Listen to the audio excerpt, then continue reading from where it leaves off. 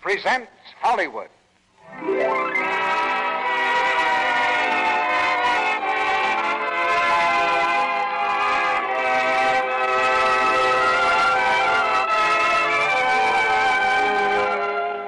The Lux Radio Theater brings you Raymond Massey, Bainter, and Otto Kruger in Abe Lincoln in Illinois. Ladies and gentlemen, your producer, Mr. Cecil B. DeMille.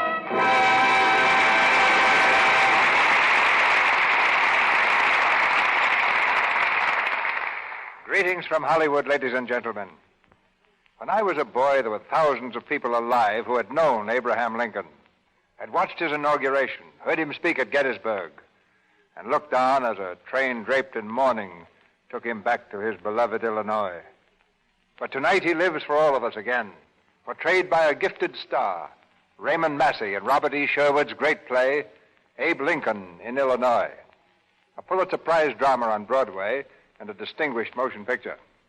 Mr. Massey starred in both productions and brings the stage play to Los Angeles this week, which gave us just the opportunity we'd been waiting for to get the original star in a radio adaptation of the Sherwood play. As Mary Todd, we present another favorite of Broadway and Hollywood, Miss Fay Bainter, in her first appearance here this season. And as Ninian Edwards, a friend of Lincoln, we have Otto Kruger. Abe Lincoln in Illinois is an American saga, the story of a young man with the courage, humor, and great heart that makes America American. It's the drama of Lincoln before he became a national hero, a man so simple, friendly, and unaffected that the politicians couldn't understand him at all. It's not easy to picture Illinois when Lincoln was a young man. Much of it was backwoods. Politics was strictly a man's affair because women couldn't vote. And the district forum was the general store where you could buy anything from sunbonnets to sassafras tea. Unfortunately for the ladies, you could not buy Lux toilet soap. But the march of civilization brings the progress of beauty. And today, the woman who values her appearance can find Lux soap everywhere. Luxurious, but not a luxury. It's with very special pride now that we raise the curtain on Act One of Abe Lincoln in Illinois, starring Raymond Massey as Lincoln, Fay Bainter as Mary Todd, Otto Kruger as Ninian Edwards, and Calvin Thomas from the stage cast as Josh Speed.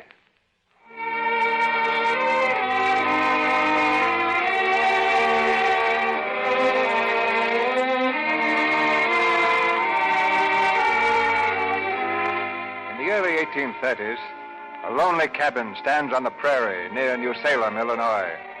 Across its bare logs, the wind blows steadily, creeping through the chinks in the rough wall, fluttering the oil lamp swinging overhead. Sitting at a table piled high with books and papers is Mentor Graham, a sharp but patient schoolteacher. And across from him in the shadows, his pupil, a beardless, gaunt young backwoodsman in ragged clothes.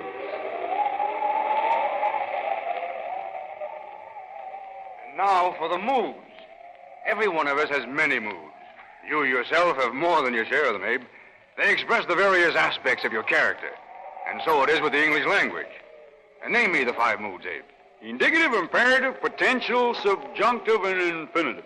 And what do they signify? Well, the indicative mood's the easy one. That just indicates a thing like he loves or he is loved. The imperative mood is used for commanding, like get out and don't come back. Is that the best example you can think of? Well, you can put it in the Bible way, go thou in peace, but it's still imperative. Oh, here, Abe. This is a speech delivered by Mr. Daniel Webster before the United States Senate. Find me a good example of the imperative mood. Oh, let's see. While the Union lasts, we have... Let their last feeble glance rather behold the glorious ensign of the Republic. That's right. Liberty first and Union afterwards. Liberty and Union, now and forever, one and inseparable. He must have had them up on their feet cheering at that, all right. Oh, some cheered and some spat, depending on which section they came from. What was he talking about? It was in the debate over the right of any state to secede from the Union. And he proved that without Union, we'd have precious little liberty. Now, go on with the potential mood. That signifies possibility, usually of an unpleasant nature. Like if I ever get out of debt, I'll probably get right back in again. Why did you select that example? It just happens to be the thought that's always heaviest on my mind. It's The store in trouble again? Yes. Barry's drunk all the whiskey we ought to have sold, and we're going to have to shut up any day now. I guess I'm my father's son, all right. Give me a good, steady job, and I'll fail at it. You haven't been a failure here, Abe. There isn't a man jack in this community that isn't fond of you and anxious to help you get ahead. I know, just like you, Mentor. Sitting up late nights to give me learning just out of the goodness of your heart. Now, Josh Speed and Judge Bowling Green, some of the others I owe money to, want to get me the job of postmaster, thinking that maybe I can handle that since there's only one mail comes in a week. Well, I got friends, all right, but they can't change my luck. It'll always be the same story with me. More friends and more debts. Well, Abe, just bear in mind that there are always two professions open to people who fail at everything else. There's school teaching and there's politics. And I'll choose school teaching. You go into politics and you may get elected. Yes, there's always that possibility. If you get elected, you got to go to the city. I don't want none of that. Oh, what's your objection to cities, Abe? Have you ever seen one? Sure. I've been downriver twice to New Orleans. You know, every minute of the time I was there, I was scared. Scared of what, Abe? Oh, it sounds kind of foolish. I was scared of people. No. Did you imagine that they'd rob you of all your gold and jewels? No. I was scared they'd kill me. Why? Why should they want to kill you? I don't know. Oh, you're a hopeless mess of inconsistency, Abe Lincoln. What do you mean, Mandor? I've never seen anyone who's so friendly and at the same time so misanthropic. What's that? A misanthrope is one who distrusts men and avoids their society. Oh, or maybe that's how I am. Oh, I like people well enough when you consider them one by one, but they seem to look different when they're put into crowds or mobs or armies. Abe, there's one more thing I want to show you tonight. It's a poem on death written at the age of 19 by John Keats. You read it, Abe. Can death be sleep when life is but a dream, and scenes of bliss pass as a phantom by? The transient pleasures as a vision seem, and yet we think the greatest pains to die. How strange it is that man on earth should roam and lead a life of woe, but not forsake his rugged path, nor dare he view alone his future doom, which is but to awake. That sure is good, Manor. It's fine.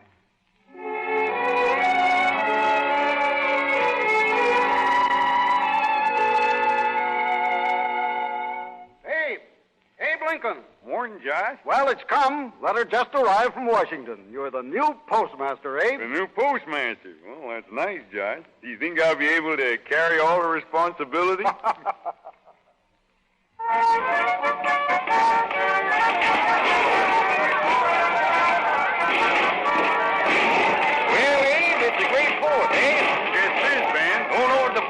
Don't try. Got to take a letter over to Rutledge's Tavern first. Well, hurry up, Abe. We'll be waiting for you.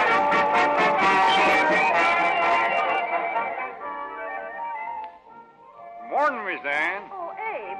I'm glad you came, Abe. Got a letter here. A letter for me? Miss Ann Rutledge, Rutledge's Tavern. That's you, Miss Ann. Thank you, Abe. What's all that? Abe, it's that ruffian Jack Armstrong. I'm afraid there's going to be a fight in there. Fight? Who and why? Well, the governor's son is here. Abe, come in here, will you? Coming, Judge Green. Come on, stand up, Mr. Edwards. Careful, Mr. Edwards. I'm afraid there's nothing else I can do. Come on, come on. Oh, Jack. Hello, boys. Ain't you fellas drunk yet? Abe, there's going to be a fight. What about? This is the son of Governor Edwards, Abe. Come from Springfield looking for a little fight, and I'm aiming to oblige. Put a stop to it, Abe. It'll be next door to You set murder. your trap, Judge Green. Murder's too good for any goose-livered enemy of Andy Jackson. Come on, boys, get it. Wait a minute, boy, Jack. You forgot what day it is? No, I ain't. But I reckon the 4th is as good a day as any to whip a politician. Well, if you just got to fight, Jack, you shouldn't give preference to strangers. Being postmaster of this thriving town, I rate as a politician, so you better try a fall with me. Now, look here, Abe. You're stepping into something that ain't none of your business. This is a private matter, a patriotic army. Everything in this town's my business, Jack. It's the only kind of business I got. Besides, I seen Hannah down by the Grove, and she says to tell you to come on to the picnic, and that means now. You better hurry, Jack, or you'll get a beating from Hannah. All right. Abe Lincoln saved your hide, Mr. Edwards. I'll consent to calling off the fight just because he's a friend of mine. Because I'm the only one around here you can't lick. Oh. Go on, Jack. Hannah's waiting. All right, but it ain't because I'm afraid. Now, that's one thing. Well, congratulations, Ninian. I shouldn't have enjoyed taking you home to Mrs. Edwards after those boys had done with you. Well, I was aware of the certain consequences, Josh. I'm deeply in your debt, Mr. Lincoln. Oh, never mind any thanks, Mr. Edwards. Jack Armstrong talks big, but he means well. Won't you join us in a drink? No, thank you. Abe, sit down. We want to talk to you. Me? What about bowling? Abe, we brought Mr. Edwards here for the sole purpose of meeting you, and with his permission, I shall tell you why. Go right ahead, Josh. Abe, how would you like to run for the State Assembly? When? Now, for the election in the fall. Why? Mr. Lincoln, I've known you for only a few minutes, but that's long enough to make me agree with Josh Speed that you're precisely the type of man we want. The whole Whig organization will support your candidacy. This was all your idea, Josh? Oh, no, Abe. You're the people's choice. What do you think, Abe? Well, it's a comical notion, all right. Don't know as I can give an answer to it offhand, but my first hasty impression is I don't think much of it. Abe, what's the one thing you want most? You want to learn. Well, this will give you a chance to get at a good library, to associate with the finest lawyers in the state. Oh, I got a copy of Blackstone already. Found it in an old junk barrel. How do I know that the finest lawyers would welcome association with me? You needn't worry about that. I saw how you dealt with those ruffians. You quite obviously know how to handle men. Oh, I can handle Armstrong and his boys because he can out-wrestle them, but he can't go around Sangamon County throwing all the voters. We'll take a chance on that, Abe. Now, think it over, Mr. Lincoln. This is an opportunity unlimited in scope. We're becoming a continent, Mr. Lincoln, and all that we need is men. And now, gentlemen, if you'll excuse me, I've got to be moving on. Goodbye, Mr. Lincoln. This meeting has been a happy one for me. Goodbye, Mr. Edwards. Abe, think it over carefully. This is your chance, Abe. I'll think about it, Josh, but I can tell you now I don't like it. Well, goodbye, Abe.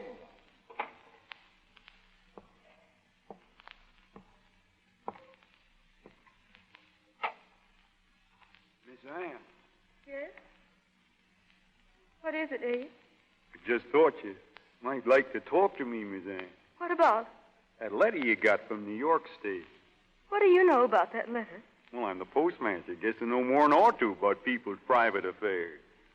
I couldn't help seeing that was the handwriting of Mr. McNeil, and I can't help seeing from the look on your face that the bad news you've been afraid of has come. Whatever the letter said, it's no concern of yours, Abe. I know that, Ann. But it appears to me that you've been crying, and it makes me sad to think that something could have hurt you. You're a Christian gentleman, Abe Lincoln. No, I ain't. I'm a plain, common sucker with a shirt tail so short I can't set on it. Well, sit down anyway, Abe. Here, by me. You're right about that letter, Abe. It's the first I've heard from him in months. And now he says he's delayed by family troubles and doesn't know when he'll be able to get to New Salem again. By which he probably means never. I wouldn't say that, Ann. I would. I reckon you think I'm a silly fool for ever having promised myself to Mr. McNeil. I think no such thing. I liked him myself and still do. He's a smart man and a handsome one, and I wouldn't blame any girl for loving him. I guess I don't love him, Abe. I guess I couldn't love anybody that was as faithless as that. Well, then, there's nothing to fret about. I don't believe you know much about females, Abe. Well, maybe I don't. I certainly spend enough time thinking about them. Well, you're a big man, and you can lick anybody, and you can't understand the feelings of somebody who is weak. But I'm a female, and I can't help thinking what they'll be saying about me. All the old gossips all over town. They'll make it out that he deserted me. I'm a rejected woman. They'll give me their sympathy to my face, but they'll snigger at me behind my back. Yes, that's just about what they would do. But would you let them disturb you? I told you. It's just weakness. It's just vanity. It's something you couldn't understand, Abe. Maybe I can understand it, Ann. I got a kind of vanity myself. It's nothing but vanity that's kept me from declaring my inclination toward you. Abe! See, I don't like to be sniggered at either. I know what I am. I know what I look like. I know I got nothing to offer any girl I'd be in love with. Are you saying that you're in love with me, Abe? Yes, I am saying that. I've been loving you for a long time with all my heart. You see, Ann, you're a particularly fine girl. You got sense and you got bravery. Those are two things I admire particularly. And you're powerful good to look at, too, so it's only natural I should have a great regard for you. But I don't mean to worry you about it, Ann. Only mention it because if you do me the honor of keeping company with me for a while, it might shut the old gossip's mouth. They'd figure you'd chuck McNeil for someone else, even me. I thought I knew you pretty well, Abe, but I didn't. Why do you say that, Ann? Do you consider I was too forward in speaking out as I did? No, Abe. I've always thought a lot of you, the way I thought you were. The idea of love between you and me. Well, I can't say how I'd feel about that because now you're like some other person that I'm meeting for the first time. But I can tell you this much, now and truthfully. If I ever do love you, I'll be happy about it. And lucky to be loving a good, decent man. I've always tried hard to believe what the orators tell us, that this is a land of equal opportunity for all. But I've never been able to credit it any more than I could agree that God made all men in his own image. But if I could win you, Ann, I'd be willing to disbelieve everything I've ever seen with my own eyes and have faith in everything wonderful that I'd ever read in poetry books. But I'm not asking you to say anything now, Ann. And I won't ask you until the day comes when I know I've got a right to. Abe, where are you going? I'm going to find Bowling Green and tell him a good joke. A joke? What about? I'm going to tell him that I'm a candidate for the Assembly of the State of Illinois. Well, there it is, Abe. You're elected. State Assembly. Well, guess I'll have to do my best.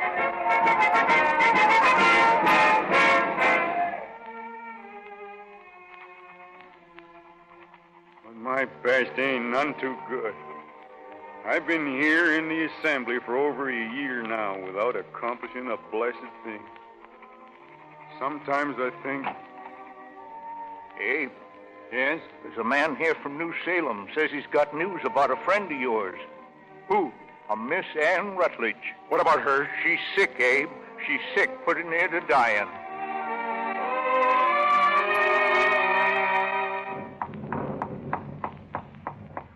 That must be Abe now. He said he'd come right over from the Rutledges. Well, let him in, Bowling. Why, hello, Abe. Nancy, I, and Josh here have been sitting up waiting for you. Come in out of the wet. Hello, Abe. Hello, Josh. Glad to see you. Nancy. Yes, Abe? She's dead. Ann? Yes, tonight the fever suddenly got worse. They couldn't seem to do anything for her. Oh, Abe, I'm so sorry. Sit down, Abe, and rest yourself. No, I'm not fit company for anybody. I'd better be going. No, you don't, Abe. You stay right here. You better do what Josh tells you.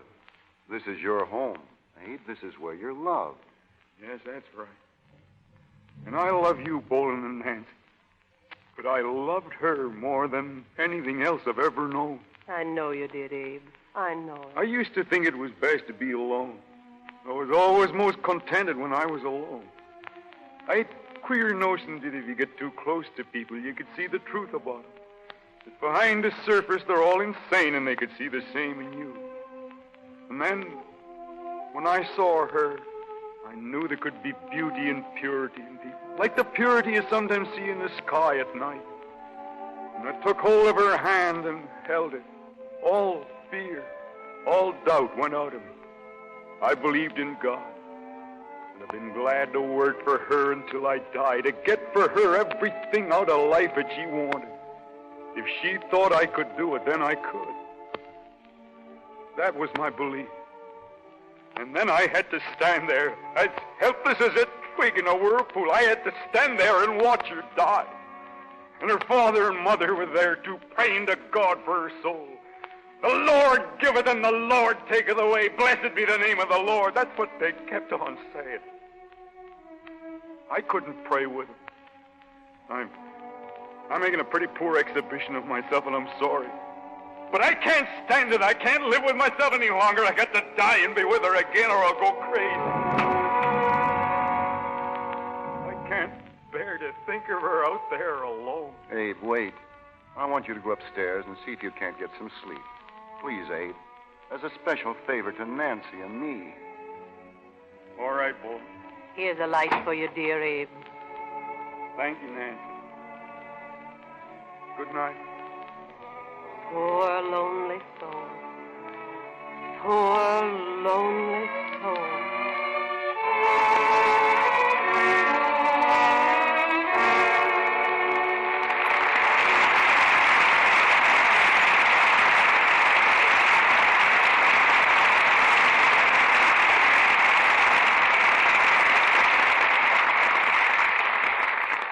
After a brief intermission, Mr. DeMille and our stars, Raymond Massey, Fay Bainter, and Otto Kruger, will bring you Act Two of Abe Lincoln in Illinois.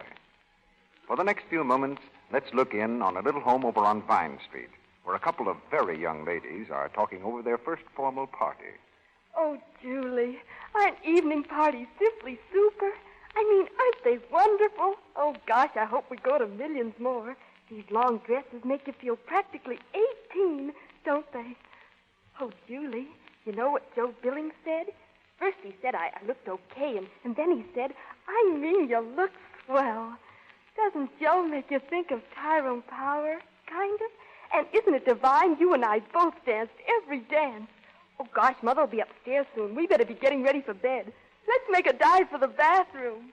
Here's a brand new cake of Lux soap for you. Why, Julie Davis, you mean you're not going to bother about your complexion? Well, it's a good thing Mother can't hear you. She'd practically die.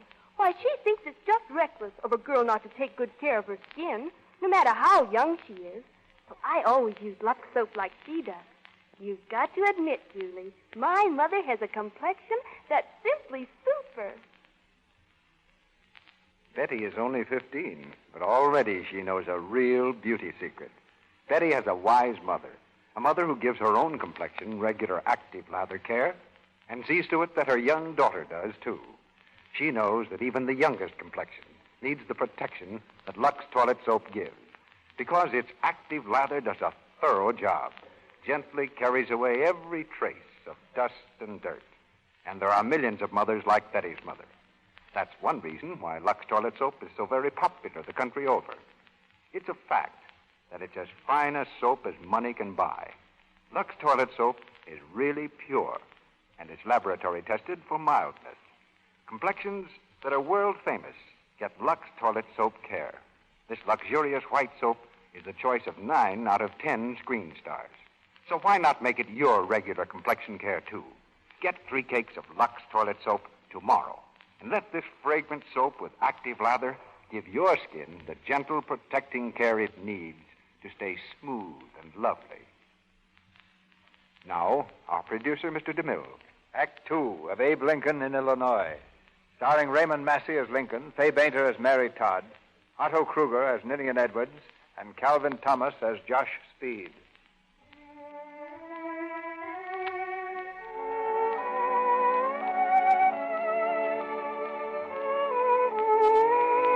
Five years have passed.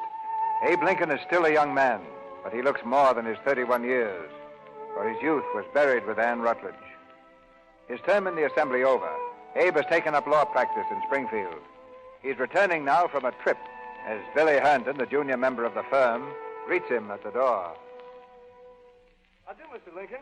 Glad to see you back. How was it on the circuit, Mr. Lincoln? Oh, by the usual. Did you have occasion to make any political speeches? Oh, they got me up in the stump a couple of times. Ran into Stephen Douglas. He was out campaigning, of course, and we had some argument in public. That's good. What issues did you and Mr. Douglas discuss? No, don't get excited, Billy. We weren't taking it serious. There was no bloodshed. Well, what's the news here? Well, this letter, they want you to speak at an abolitionist rally next Thursday evening.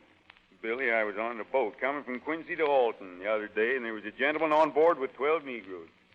He was shipping them down to Vicksburg for sale, had them chained 6 and 6 together. They were going to be whipped into perpetual slavery and no questions asked. Quite a shocking sight. And you will give a speech at the Lovejoy rally? I doubt it. That Freeman's League is a pack of fanatics. Talk reason to them, and they scorn you for being a mealy-mouthed. Let them make their own noise. Hello, Abe. Are we interrupting the majesty of the law? Bolin. I found him at the station, Abe. How are you, Bolin? Tolerably well, Abe, and glad to see you. Not interrupting. Not at all. This young firebrand Billy here was just about to launch into another speech on abolition. He's a wildcat, this Billy. Can't stand for anybody who wants to remain peaceful. Billy, my profound compliments. But I thought you were opposed to slavery, Abe. I am opposed to slavery, but I'm even more opposed to war, especially civil war. But I see what you're getting at, Bolin. You're following Billy Herndon's lead. You're troubling your kind hearts with concerns of me, and when am I going to amount to something? Well, we've all been hoping you'd run for Congress, Abe. No, I'm no fighting man, Judge. If I got elected and went to Congress, I might find myself someday having to cast my vote on the terrible issue of war or peace. I want no part in deciding things like that. Or voting to avoid war at all costs at the expense of the Union. You always were an artful dodger, Abe. And maybe you'll live to go on to the end of your days, avoiding the clutch of your own conscience. Afternoon, Abe. How are you, gentlemen? Ninian, come in. Hello, Ninian. Sit down. Thanks, Abe. Well, I just called in to tell you, gentlemen, that you must dine with us. Delighted. We're proudly exhibiting my sister-in-law, Miss Mary Todd, who has just come from Kentucky to grace our home. She's a very gay young lady, speaks French like a native, recites poetry at the drop of a hat, and knows the names and habits of all the flowers. Well, I've asked Steve Douglas and some of the other eligibles to meet her, so you boys had better get in early. You'll be along presently, Abe? Shouldn't be surprised. Good. You'll meet a delightful young lady. And I'd better warn you, she's going to survey the whole field of matrimonial prospects and select the one who promises the most. So you'd better be on your guard, Abe, unless you're prepared to lose your standing as a free man. Ninian, I thank you for the warning. Mary,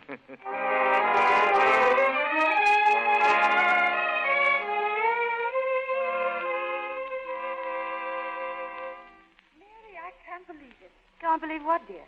Mary, I am your sister, and I want the truth. Now, you have known Abraham Lincoln for 6 months. Have you ever given one moment's serious thought to the possibility of marriage? I shall answer you, Elizabeth. I've given more than one moment's thought to the possibility you mentioned, and I've decided that I shall be Mrs. Lincoln. So, Ninian, you were right. Thank you, my dear. Mary, do you expect me to congratulate you upon this amazing selection? No. I ask for no congratulations, nor condolences either. Well, forgive me for prying, Mary, but have you as yet communicated your decision to the gentleman himself? Not yet. But he's coming to call this evening, and he will humbly ask for my hand in marriage. And after I've displayed the proper amount of surprise and confusion, I shall murmur timidly, yes. Well, you make a brave jest of it, Mary. But as for me, I'm deeply and painfully shocked. Mary, I should like to know... I think, Ninian, that this is a matter for discussion solely between my sister and myself. No, I want to hear what Ninian has to say. Well, understand, my dear, I'm not quarreling with you. My affection for Abe is eternal, but I'm curious to know what is it about him that makes you choose him for a husband? I should like to give you a plain, simple answer, Ninian, but I cannot. Of course you cannot. You're rushing blindly into this. Oh, haven't you sense enough to see you could never be happy with him?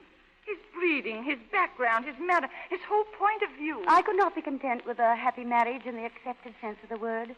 I have no craving for comfort and security, so long as there's forever before me the chance for high adventure, so long as I can know that I'm always going forward with my husband along a road that leads across the horizon. And how far do you think you will go with anyone like Abe Lincoln, who is lazy and shiftless and prefers to stop constantly along the way to tell jokes? He'll not stop if I have strength enough to make him go on, and I'm strong. In Abraham Lincoln, I see a man who split rails for other men's fences, but who'll never build one around himself. What are you saying, Mary? I imagine it does seem like insanity to you, but not to me. I want the chance to shape a new life for myself and for my husband. Mr. Lincoln, ma'am. He's here. I shall see him. Send him in, please. Good evening, Mrs. Edwards. Evening, Miss Todd. Good evening. Good evening, Mr. Lincoln. Evening, Ninian. Well, glad to see you, Abe. If you'll excuse Elizabeth and me, we must hear the children's prayers and see them safely abed. Oh, I'd be glad to hear the prayers, too. Oh, no. You'd only keep them up till all hours with your stories. And come along, Elizabeth. Mary, won't you come with us and say goodnight to the children? No, my dear. No, leave Mary here to keep Abe entertained. I don't blame Ninian for keeping you away from those children. They all adore you. Well, I always seem to get along well with children, probably because they don't want to take me seriously. You understand them. That's the important thing. But do sit down, Mr. Lincoln. Thank you. I will. No, not there. Over here, by me.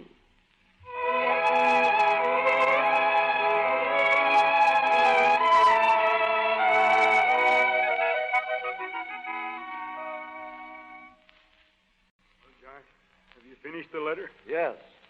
Do you think it's all right? No, Abe, I don't. I think the sending of this letter to Mary Todd would be a most grave mistake. Well, I understand that you will not deliver it for me. No, Abe, I won't. Then someone else will. Yes, you can give it to the minister this afternoon to hand to the bride when she arrives for the ceremony. But I hope, Abe, You won't send it until you're feeling a little calmer in your mind. How can I ever be calm in my mind until this thing is settled and out of the way once and for all? Have you got eyes in your head, Josh? Can't you see that I'm desperate? I've got to get out of this marriage. I can't go through with it. I've got to have my release. Hello, Abe. Hello, Nin. Good morning, Josh. You helping to keep the bridegroom quiet on his wedding day? Best I can, Ninian. Well, I can promise you, Abe, it'll be quite painless. Elizabeth and I have arranged for a bang-up wedding dinner. Good morning, Mr. Edwards. Good morning, Billy. Oh, Abe, I've only got a moment, and this is the last chance I'll have to speak to you before the ceremony. Well, the fact that the bride is my sister-in-law gives me a little added responsibility in wishing to promote the success of this marriage. And a success it will be, Abe, if only you'll bear in mind one thing. You must keep a tight rein on her ambition. My wife tells me that even as a child, Mary had delusions of grandeur. She predicted to one and all that the man she would marry would be President of the United States. Well, I urge you to beware, Abe. Don't let her talk you into any gallant crusades or wild goose chases. You let her learn to be satisfied with the estate to which God hath brought her, with which I shall conclude my prenuptial sermon. Well, I have to see you all at the house at 5 o'clock, and I want you gentlemen to make sure that Abe Lincoln is looking his prettiest. Goodbye, Ninian. Well, Abe, you'd better go along home. That's right. You'll be late for the wedding, Mr. Lincoln. There's not going to be a wedding. Billy, I have a letter that I want you to deliver to Miss Todd. What letter? Give to him, Josh. No, Abe, this letter will never be delivered. Josh, you got no right to tear that up. You got no right. I know I haven't, but it's done. Billy, in that letter, Mr. Lincoln asked Miss Todd for his release. He told her that he'd made a mistake and couldn't go through with the marriage, which could only lead to endless pain and misery for them both. That isn't the truth. What is? I'm not disputing the truth of it, Abe. I'm only asking you to tell her so to her face in the manner of a man. It'd be a more cruel way. It would hurt her more deeply. I'd have to tell her that I have hatred for her infernal ambition. That I don't want to be ridden and driven onward and upward through life with her whip lashing me and her spurs digging into me. If her poor little soul craves importance in life, then let her marry Stephen Douglas. He's ambitious, too. I want only to be left alone. Mr. Lincoln, I doubt if may he's I anything say to something? contribute. What is it, Billy? Well, it's just this. Mr. Lincoln, you're not abandoning Miss Mary Todd. No, you're only using her as a living sacrifice in the hope that you'll gain forgiveness of the gods for your failure to do your own great duty. Yes, my own great duty. Everyone feels called upon to remind me of it, but no one can tell me what it is. Well, I can tell you. I can tell you what's the duty of every man who calls himself an American. It's to perpetuate those truths which were once held to be self-evident. That all men are created equal. That they're endowed with certain inalienable rights. That among these are the right to life, liberty, and the pursuit of happiness. Are those rights denied to me? Could you ever enjoy them while your mind is full of the awful knowledge that 2 million of your fellow beings in this country are slaves? Can you take any satisfaction from looking at that flag above your desk when you know that 10 of its stars represent states which are willing to destroy the Union? That's your flag, Mr. Lincoln, and you're proud of it. But what are you doing to save it from being ripped into shreds? I'm minding my own business. That's what I'm doing. And there'd be no threat to the Union if others would do the same. And as for slavery, I'm sick and tired of all this righteous talk about it. When you know more about the law, you'll know that those property rights you mentioned are guaranteed under the Constitution. And if the Union can't stand on the Constitution, then let it fall. Abe, where are you going? I'll go up now and I'll talk to Mary. Tell her I can never marry her. Then I'm going away. Where, Abe? I don't know. You're quitting, Mr. Lincoln. As surely as there's a God in heaven, he knows that you're running away from your obligations to him and to your fellow men and to your own immortal soul. Billy, leave him alone. He's a sick man.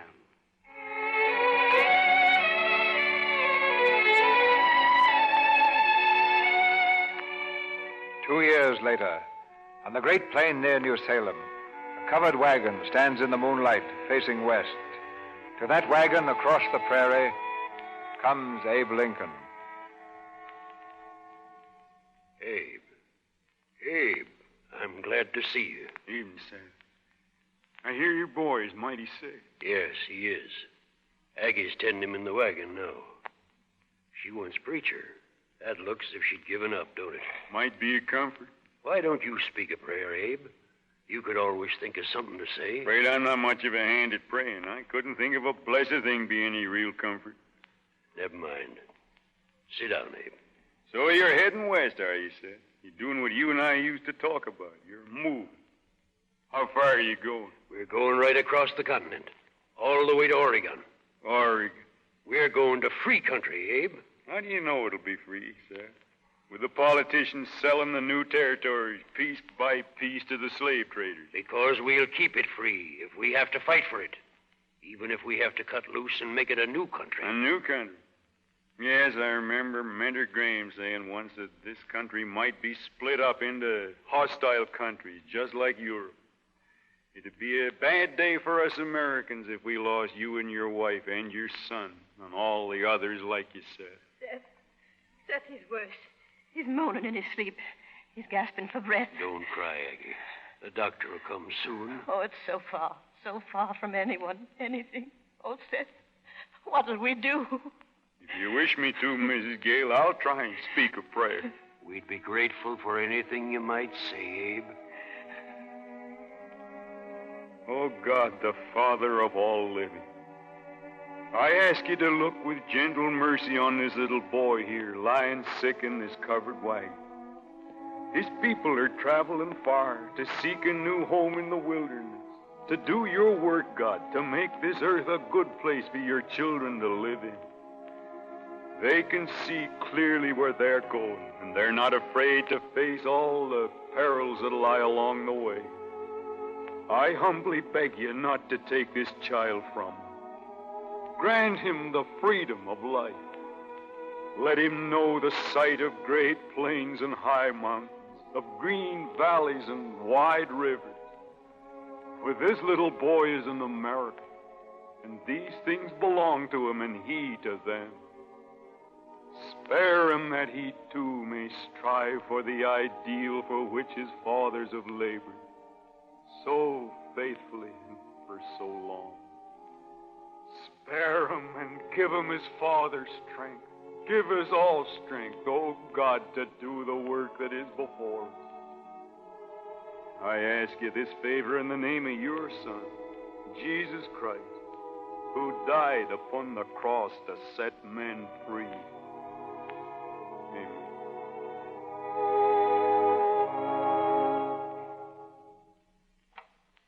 Miss Todd? Yes? Mr. Lincoln is here. Mr. Lincoln? Will you see him, Miss Todd? Yes. Ask him to come in. This way, Mr. Lincoln. I'm glad to see you again, Mr. Lincoln. Thank you, Mary. You may well wonder why I have thrust myself on your mercy in this manner. I'm sure you're always welcome.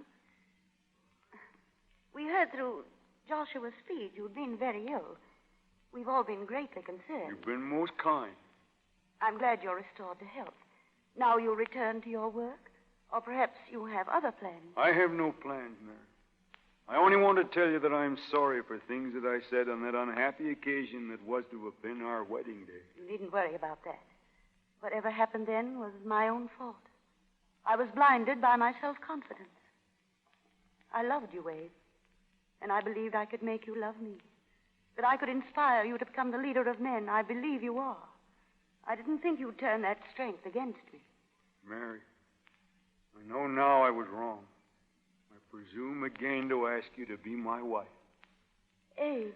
I know that taking me back would involve humiliation for you. I'm not afraid of humiliation, Abe. What has brought about this change of heart? On the prairie, I met an old friend who was moving west with his wife and child. He asked me to go with him after the child recovered, and I was strongly tempted to do so. Abe. But even then, I knew that that was not my direction. The way I must go is the way you have always wanted me to go. And you will never again falter or try to run away? I promise you, Mary, that if you will have me, I shall devote myself for the rest of my days to trying to do what is right, as God gives me the power to see what is right. Then I shall be your wife. I shall fight by your side till death do us part. Oh, Abe. Abe, I love you. I love you. Whatever becomes of the two of us, I'll die loving you.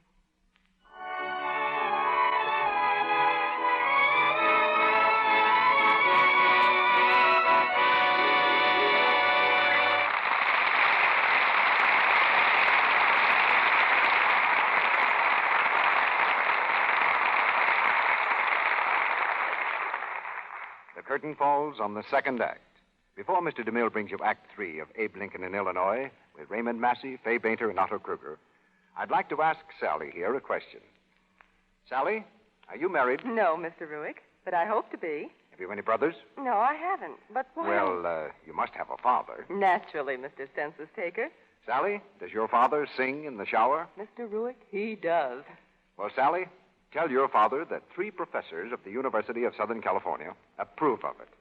They say that under a shower, your voice sounds better because hard walls and water around you reflect the sound. And so the voice sounds resonant and full. They say the water striking your body gives you pep. I'll bet many a man is glad to have a sort of official excuse for singing in the shower. Well, my father has an excuse, if he needs one. And you know what it is, too.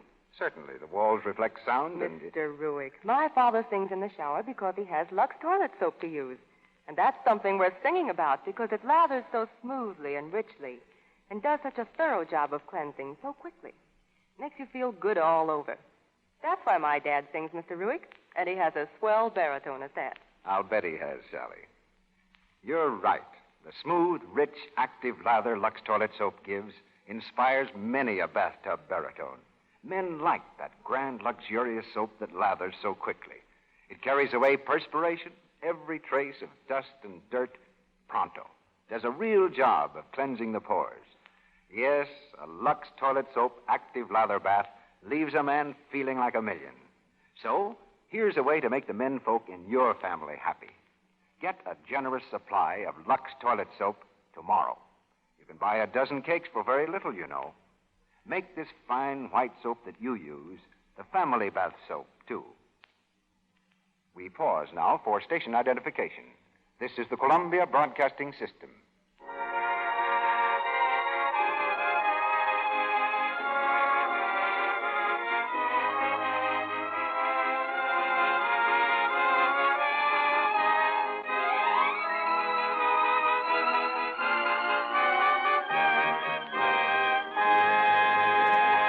The curtain rises on Act 3 of Abe Lincoln in Illinois.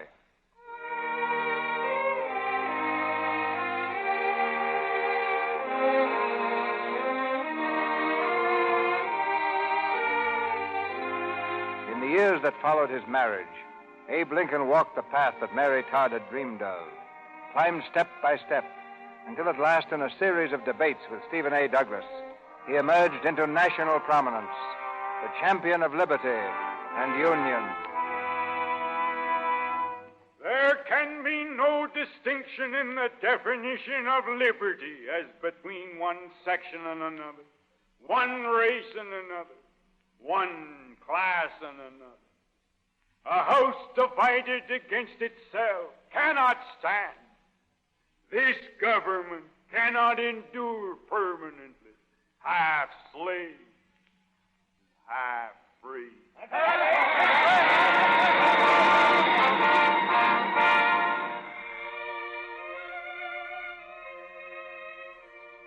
What time is it now, Mary? It's nearly 4:30. What? You hear that, Abe? Those men will be coming here any minute. So they will. I almost forgot. What men? Who, Abe? Just some men from the East. One of them's a political leader named Crimmins, and there's Mr. Stuyvesant. He's a manufacturer. Henry D. Stuyvesant? That's the one, and also the Reverend Dr. Barrick from Boston. What are they coming here for? Well, I don't precisely know, but I presume it's to see if I'm fit to be a candidate for President of the United States. Why?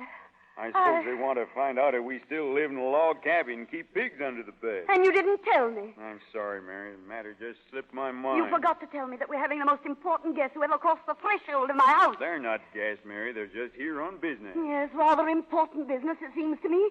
They want to see us as we are, crude, sloppy, vulgar, Western barbarians, living in a house that reeks of foul tobacco smoke. We can explain about having a son at Harvard. If I'd only known, if you'd only given me a little time to prepare for them.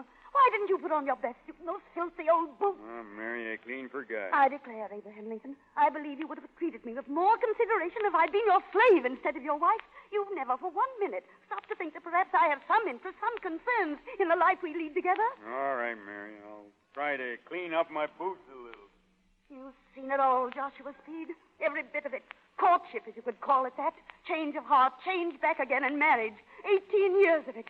And you probably think, just as all the others do, that I'm a bitter, nagging woman. I've tried to kill his spirit, drag him down to my level. Oh, Mary, I think no such thing. Remember, I know Abe, too. There never could have been another man such as he is. All these years I've tried and tried to show him the way, and all my efforts have been like so many puny waves dashing against the Rock of Ages. And now opportunity, the greatest opportunity, is coming here to him, right into his own house. And what can I do about it? He must take it. He must see that this is what he was meant for. But I can't persuade him to it. I'm tired. I'm tired to death. I thought I could help to shape him as I knew he should be. And I've succeeded in nothing but in breaking myself.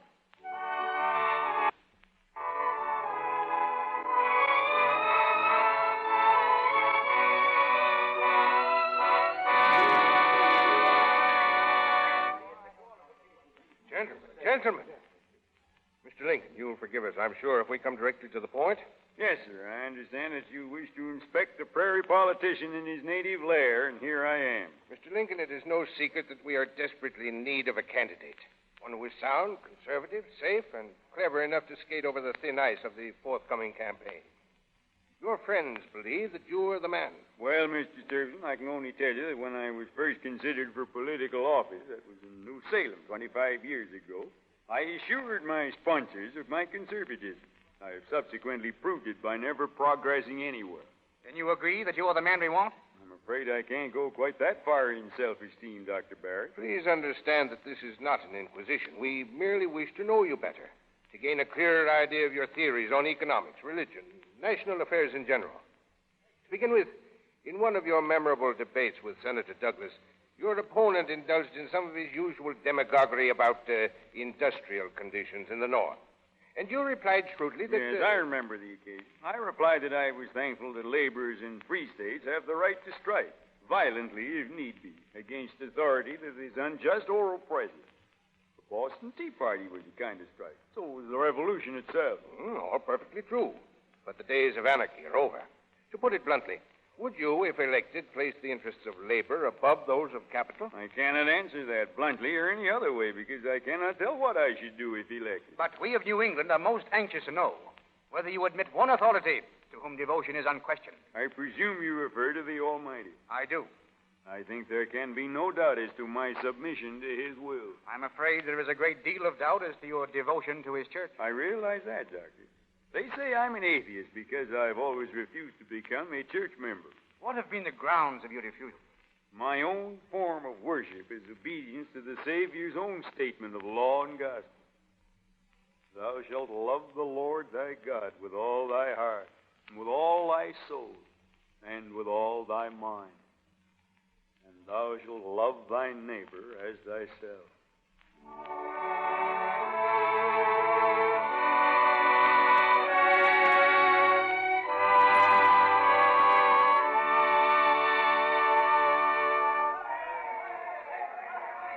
Close that window, Ninny.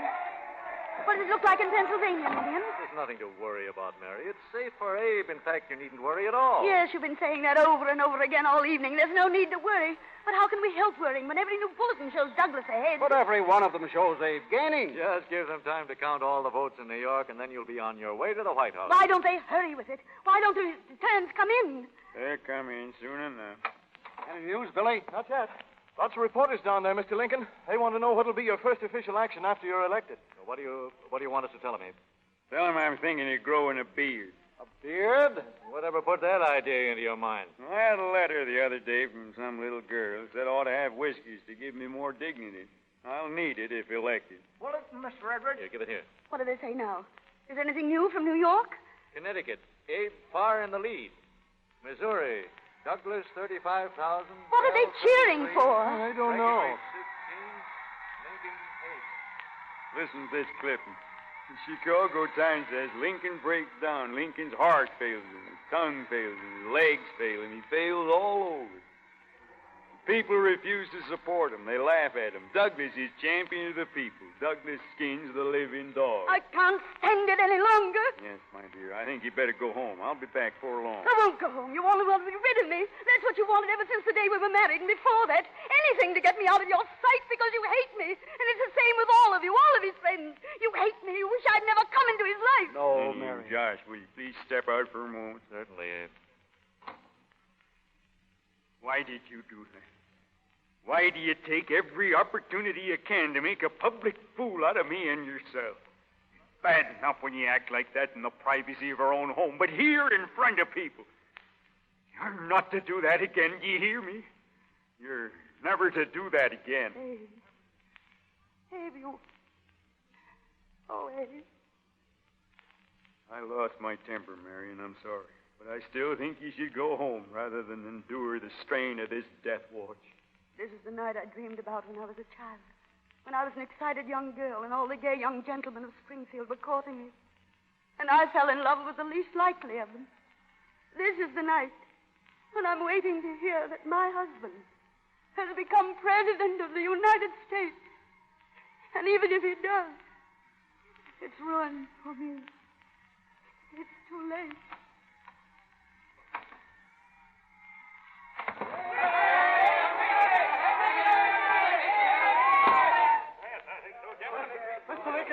Mr. Lincoln, there's a bulletin from New York. Douglas, 183,000. Lincoln, 181,000. Look out, Abe. You're catching up. Congratulations, Mr. Lincoln. The next bulletin from New York will show you in the lead. We've fought the good fight and we've won. Seems to me the battle is just beginning, Mr. Sturby. Down in South Carolina, they raised 10,000 volunteers. They're arming them. The governor has issued a proclamation that if I'm elected, South Carolina will secede tomorrow. And every other state south of the Dixon line will secede with it. Can you see what that means? It means war. Civil war. Here it is. Lincoln is elected. Honest Abe is our next president.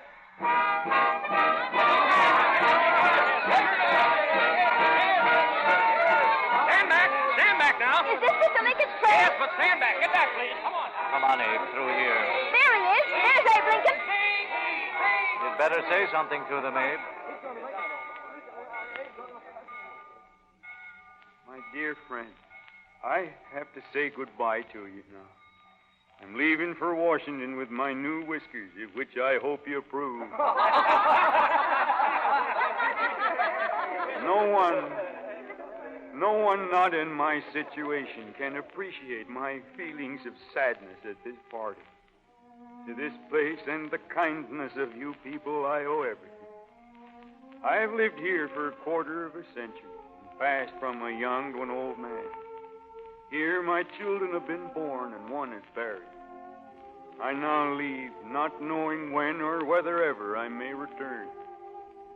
I am called upon to assume the presidency at a moment when 11 of our sovereign states have announced their intention to secede from the Union.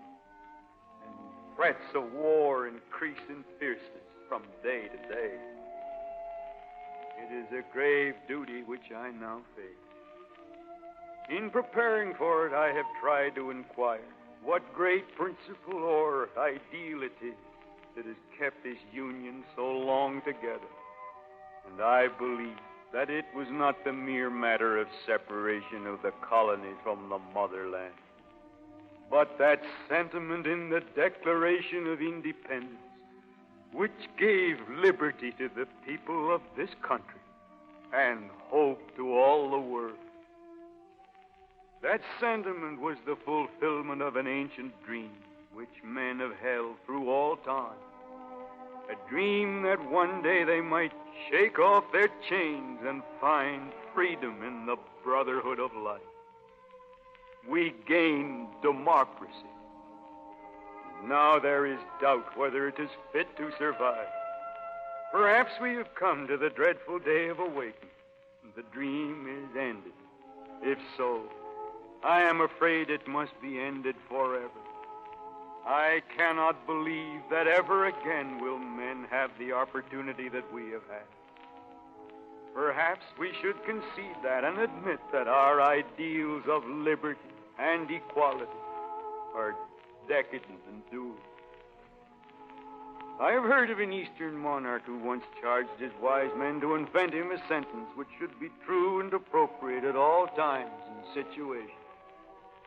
They presented him with the words, "And this too shall pass away."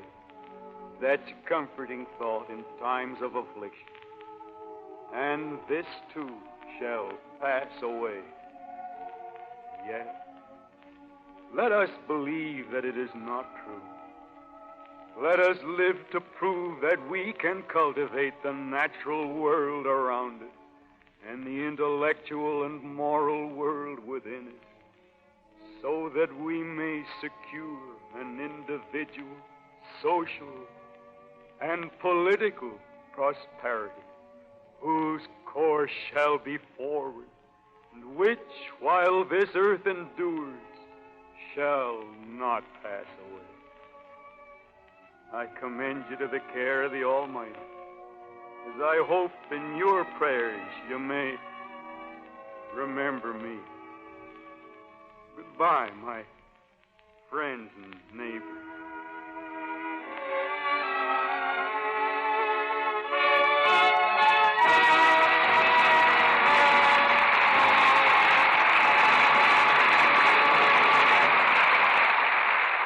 Abraham Lincoln goes on to Washington and his place in this democracy.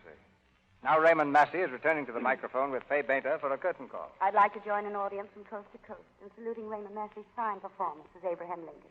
Thank you, Fay. You've given us all so many very great moments in the theater that I appreciate that more than I can say. After playing the part 600 or 700 times, Mr. Massey, it's evident that you still like to do it. I wanted to play Mr. Lincoln for about 20 years. When I was a boy, there was a friend of my father's who had talked to Mr. Lincoln, and he told me many stories about him over and over again. It always made him seem much more to me than just a picture in a history textbook. And I think in times like these, his story and himself has a new meaning not only for America, but for the whole world. Ever since I became an actor, I've been hoping that someone would write a play like Abe Lincoln in Illinois. Very fortunately, my old friend Robert Sherwood did so I had an inside track on the part. Just now, I'd like to say that I've enjoyed my first appearance in the Lux Radio Theater, and I hope very much it won't be the last. We'll guarantee that with one hand and shake a warning finger at Fay Bainter with the other. A warning that our next vacation from this microphone is going to be very short. Well, Mr. Mill, that's more than all right with me. Matter of fact, the product behind this radio theater is a regular part of my household. Lux Soap has been my complexion care for years, whether I've been working in Hollywood or working in the flower garden on my farm in New York State. To put it in a few words, I like it. I think you'll like our bill for next Monday night, too, Fay. What is it, Mr. DeMille? Well, next week, we're going to have Barbara Stanwyck and Robert Taylor in one of the world's great love stories, Smiling Through. The drama of a man and woman meant for each other, but kept apart by a strange secret hanging over them from the past. The play was a Broadway and motion picture success, and we predict that Smiling Through will score again next Monday night with Robert Taylor and Barbara Stanwyck. I remember the stage production, Mr. DeMille. It's a grand show. Good night. Good night. Good night. You've made history of your own tonight.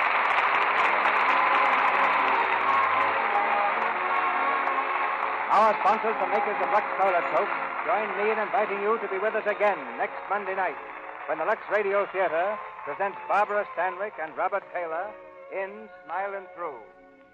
This is Cecil B. DeMille saying good night to you from Hollywood. Heard in tonight's play were Ted Bliss as Billy Herndon, Doreen Tuttle as Ann Rutledge, Cy Kendall as Servison, Warren Ash as Mentor Graham, Forrest Taylor as Judge Bowling Green, Claire Videra as Elizabeth Edwards, Earl Ross as Jack Armstrong, Lou Merrill as Ben, Verna Felton as Nancy, and Harry Humphrey and Marcella Powers. Now, an important announcement. As you know, many localities switch to daylight saving time next Sunday. If your community is one of those changing to daylight saving time, you will hear this program at the usual hour. If your community remains on standard time, tune in 1 hour earlier. Check your newspaper or radio magazine for the correct time.